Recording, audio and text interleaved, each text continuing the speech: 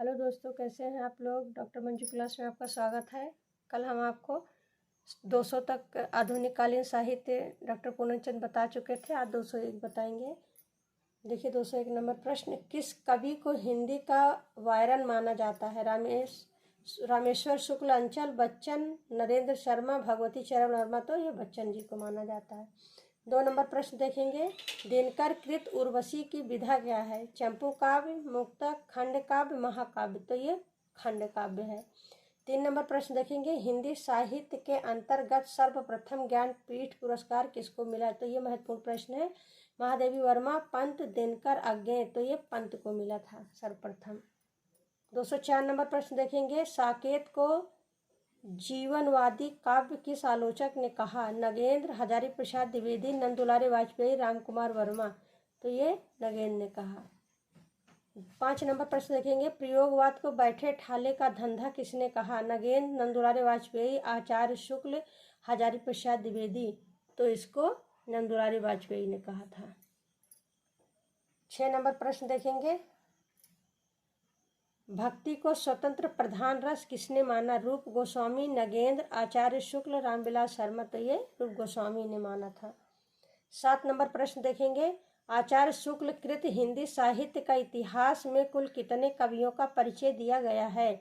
700, 300, 980, 1000। तो दोस्तों 1000 दिया गया है।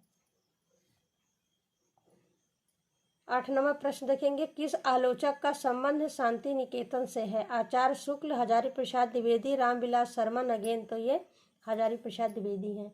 9 नंबर देखेंगे, प्राकृतिक रस की कल्पना किसने की। आचार्य शुक्ल, नंदुलारे वाजपेयी, धीरेन्द्र वर्मा, राहुल शंकरत्यान। तो ये आचार्य शुक्ल ने की थी। 210 नंबर प्रश्न देखेंगे, गारसद ताशी कृत हिंदी साहित्य के इतिहास का अनुवाद किसने किया। किशोरीलाल गुप्त, लक्ष्मी सागर वार्ष्णेय, डॉक्टर महीप सिंह, नगेंद्र। तो ये लक्ष्मी सागर वार्ष्णेय ने किया। 11 नंबर प्रश्न देखेंगे, पद्मावत को ट्रेजिक कृति किसने माना। विजय देव नारायण शाही, नामवर सिंह, नगेंद्र, आचार्य शुक्ल। तो ये विजय देव नारायण शाही ने माना। 12 नंबर देखेंगे, निम्न में से किसने प्रसाद के नाटकों को मंचनीय माना है। शांता गांधी, श्याम सुंदर दास, बच्चन सिंह, हजारी प्रसाद द्विवेदी। तो ये शांता ने माना है। 213 नंबर देखेंगे, हिंदी की मुख्य छंद की प्रथम कविता कौन सी है। झरना, जूही की कली, रागनी, निशीथ।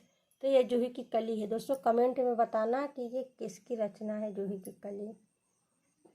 214 नंबर देखेंगे, निम्न में से हिंदू पत्रिका के प्रथम संपादक थे। जयशंकर प्रसाद, प्रेमचंद, अंबिका प्रसाद गुप्त, नगेंद्र। तो ये अंबिका प्रसाद गुप्त।